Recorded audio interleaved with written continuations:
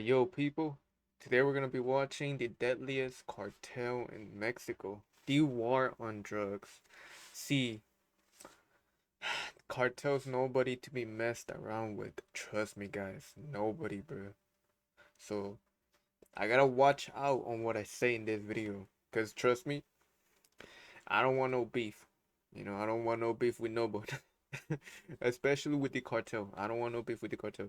So yeah, let's go ahead and watch this video. Loki looks entertaining, so quit on yapping and watch this video right now. Acapulco has become Mexico's murder capital due to a merciless drug war between gangs. Workers recover a dismembered body dumped in the middle of the afternoon. The war on drugs in Mexico has become synonymous with grotesque acts of violence. Mass graves, dead bodies hung from bridges, decapitated heads left out on the street have all become increasingly normalized. It was literally people just hanging from a bridge. See, I'm telling you guys, the cartel is nobody to be messed around with, trust me. So yeah, I gotta watch out on what I say in this video. The war on drugs throughout Latin America has always been deadly. But this kind of violence that seems undertaken almost for its own sake, really became a daily part of life in Mexico in the late 2000s. And it was largely an innovation of one particular cartel.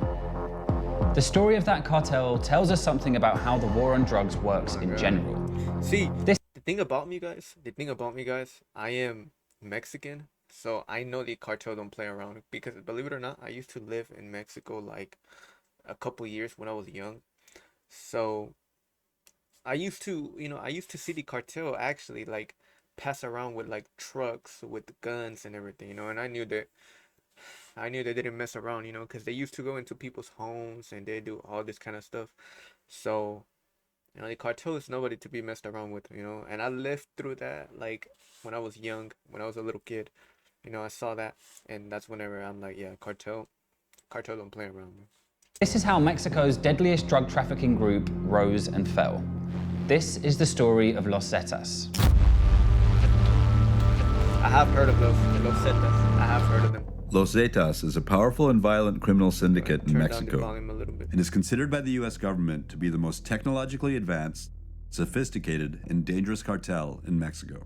They are most notoriously known as a drug cartel with an affinity for indiscriminate, brutal violence, torture, kidnapping, and slaughter. The birth of the Zetas drug cartel can be traced back to at least January 1st, 1994, when the North American Free Trade Agreement between America, Canada, and Mexico came into effect. In protest at what they saw as capitalist neocolonialism, the Zapatista Army of National Liberation launched an armed rebellion in the southern Chiapas region of Mexico, bordering Guatemala. To fight the Zapatistas, the Mexican military invested heavily in their special forces. The US military... Imagine being so powerful that you're literally going against the military. That's how you gotta like see it as. Like, imagine like being so powerful that the military is literally going against you. That's actually really crazy. Who like nothing more than training Latin American soldiers to fight socialist uprisings, gave these elite troops specialist training at Fort Bragg, North Carolina. The United States had a school where it trained inside the United States many military officers from Latin America. Ociel Cardenas, who headed the Gulf Cartel, recruited a group of deserters from the Mexican Special Forces to become his own private army, known as Los Zetas. The Zetas used their military efficiency to fundamentally change the game of the Mexican drug war. So you had this drug trafficker, Ociel Cardenas, who rose to the top of the Gulf Cartel, and he recruited people from the special forces of the Mexican military. The first set that he recruited was Arturo Guzman de Sena.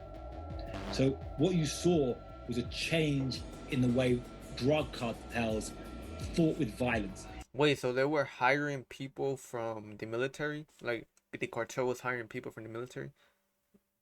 Is that what he said? I think that's what he said. It was that's crazy. Those gang members with shaved heads and tattoos, fighting with pistols and knives. It was militarized style, fighting like military units. See?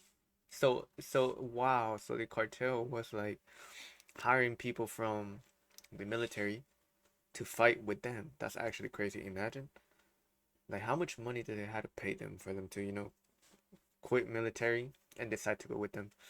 That's actually like, wow. Technically, you're going against a special op. You're going against a special operator from Call of Duty, bro. You know, if you're going against the cartel, you're going against freaking the military too. That's wild. And once they did it, this was spread across to every cartel in Mexico. Suddenly, it was no longer about street gangs having wild shootouts. It was about disciplined, paramilitary units operating with massive firepower and extreme ruthlessness. The Zetas even created military-style medals to honor troops who fought particularly well. What? So the Zetas really upped the ante of violence within their conflict and their use of terror.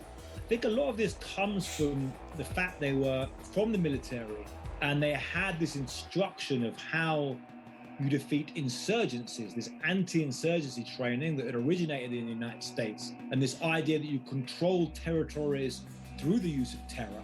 But at this point, even though the violence was growing, it was still somewhat contained within the drug trafficking underworld. The real problem started when the war on drugs got involved. Following the so-called kingpin strategy of trying to fight drug cartels by taking out their leaders, Mexican troops shot Guzman de Sina dead in 2002.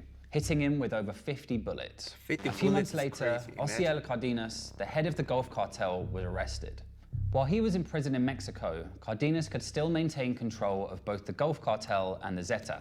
50 bullets, bro, that's more than like a whole clip. We'll say, me from experience from Call of Duty, I know that there's at least like 30 bullets in a clip. That's a whole, bro. Like, that's a whole clip, bro, of ammo plus 20 more bullets. That's crazy. But when he was extradited to the US in 2007, things began to fall apart. You had this small unit which grew and grew, and that is the Zetas inside the Gulf Cartel, until eventually it was like a whole army within the Gulf Cartel that would rise up saying, we don't need you anymore, we're going to take this for ourselves, and then break away from the Gulf Cartel and form its own organization. And this erupting into open warfare in 2010 between the Zetas and the Gulf Cartel. And this is when the real horror stories began to emerge. What's crazy, I did see stuff like that in when August I was of 2010, police entered a ranch in San Fernando, Tamaulipas, and discovered a mass grave containing the bodies of 72 people. Oh, wow. 58 men and 14 women. These were immigrants from Central America who the Zetas had executed in a military style. In 2011, a further series of mass graves were discovered in San Fernando. This time, 193 bodies were recovered. People had been tortured and mutilated. Women had been raped. And reports came back that men had been forced to fight each other to the death with hammers and machetes, with the survivors being forcibly recruited as hitmen for the Zetas. In 2014, 2 men from the town of Allende were thought to have stolen money from the Zetas. So armed units came to Allende, destroyed 80 homes with heavy machinery, and murdered somewhere between 300 to 500 people. They also prepared huisos. These are stews where you take a member of the family and you put them in a pig boiler and you pour gasoline on them and then you set a match to them. When looking at atrocities like this, it's important to remember that they are a consequence of the drug war. The war on drugs always functions as an arms race. In an illegal market, the only way to win market share is through violence. So violence will inevitably increase, with each group trying to outdo the last until something like the Zetas emerges. And while it's the scale of their violence that caught most people's attention, what's probably most interesting about the Zetas is that they actually came up with a whole new business model for what a cartel could be. While traditional cartels always focused on trade routes for narcotics into the US, the Zetas, perhaps based on their military background, would move into areas, then try to literally hold that territory like an invading army. The Zetas became more than just drug traffickers. They diversified, taking over entire black market industries through extreme violence and making huge profits. They'd also take over. Oh my god, they're trying to take over the whole world or something, bro. That's wild. It looks like they were trying to take against the whole, they were trying to take the whole world or something. Over the local drug selling, shaking down, kidnapping, stealing cars, selling pirated goods. They started taking over corrupt trade unions. So it wasn't just a fight about the drug trade of the United States. It was a fight about controlling every inch of territory and all of the businesses in this territory. When a legitimate casino in Monterrey refused to pay protection money, Zeta soldiers arrived in broad daylight, doused the entrances in gasoline, and set the building on fire, killing 52 civilians. They openly challenged the Mexican government and military, claiming with some justification that they were the real power in the territories under their control. The Zetas eventually became so powerful that they began an audacious, sustained, and incredibly profitable attack on Mexico's national oil company, Pemex. It's the Zetas are the primary thieves. They are making a great deal of money from the oil industry. So we're out on patrol with the Mexican army right now. We're going to go to a Pemex pipeline that we think got broken into yesterday. And as we're driving, we have... You know, sometimes I wonder what would have happened if I would have lived my whole life in Mexico, you know? Because, like, recently I moved right here to the United States when I was young, you know? Like, I was born in the United States and everything. But my family comes from Mexico, we'll say. So, what would have happened if I would have, like, lived in Mexico my whole life, you know? Like, sometimes I wonder that, to be honest. Like, would I be in the military right now or something? I don't know. Have a walkie-talkie that's tapped into the frequency of the cartels who are talking about us. El personal militar se le llama 80s. Policía Federal, bandas. Ahí con las 380 y el panda nos metimos por la calle de 10. The DEA identified the Zetas as the most aggressive and technologically advanced Mexican organized crime group, but then it all came crashing down. So, what happened? How did the Zetas fall from power almost as quickly as they had risen? Part of the answer lies in the classic pattern of those fighting the war on drugs, trying to fix one problem and creating even worse ones in the process.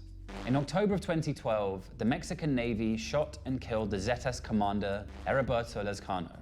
Control of the Zetas then passed to Miguel Angel Trevino Morales. Trevino was the first Zetas commander who didn't come from a military background. He was a drug trafficker who'd risen through the ranks through sheer brutality and ruthlessness. But this marked a shift in the Zetas as a whole. They'd expanded so rapidly that they'd had to fill out their ranks with random street thugs and gangsters, losing the military unity and discipline that had set them apart in the first place. And as discipline broke down, one faction began fighting another. None of this made the violence any less intense. The drugs kept flowing, and civilians kept getting kidnapped, extorted, and caught in the crossfire. As so often when the authorities take out a central leadership figure, the violence actually got worse, with the murder rate in Mexico steadily climbing over the past few years. But what really killed the Zetas was the war on drugs itself. As profitable as extortion, kidnapping, and oil theft can be, nothing can really compete with the drug trade in terms of criminal profits. And the established organized crime groups like the Sinaloa cartel simply had more established drug trafficking networks and deeper international connections. As successful as they've been at first, over the long term, with authorities continually targeting those at the top, the Zetas simply couldn't compete with the established traffickers. And very simply, the other cartels just started copying the Zetas' own practices of ultra-violence and narco-terrorism and turned it back on them. The Zetas methods and firepower have now been replicated by the older cartels and by newer groups like the Jalisco New Generation cartel, who started life as Mata Zetas, but now operate with similar paramilitary ruthlessness. This is how the drug war works. Once one cartel has started chopping off people's heads and burning them alive, the others have to follow and go even more extreme. The arms race only ever goes one way, towards more and more intense violence. Last year, even as COVID forced people to stay home, over 35,000 people were murdered in Mexico. Imagine, bro, that's a big amount. 35,000 people like murdered by, we'll say, the cartel, you know, not died of like, you know, like car crashes and that, but like, man, murdered, like just the cartel murdered that amount of people itself. That's a lot of people, bro. God bless for all those people, bro. God damn. Cocaine, meth, heroin, and weed continue to make billions of dollars for the murderers. As long as there is a war on drugs, a new Los Zetas is guaranteed to emerge. We'd like to congratulate drugs for winning the war on drugs. Wow. Hey, God bless for all those people, bro. Like, honestly, bro. God bless for all those people. Man, honestly, man, I wouldn't want nobody to go through stuff like that. That would be honestly horrible, bro. Imagine, dude. Just hell, that'd be horrible, bro. God bless for all those people, man. Yeah, that's really gonna be it, guys. I'll see you guys in the next one. Much love.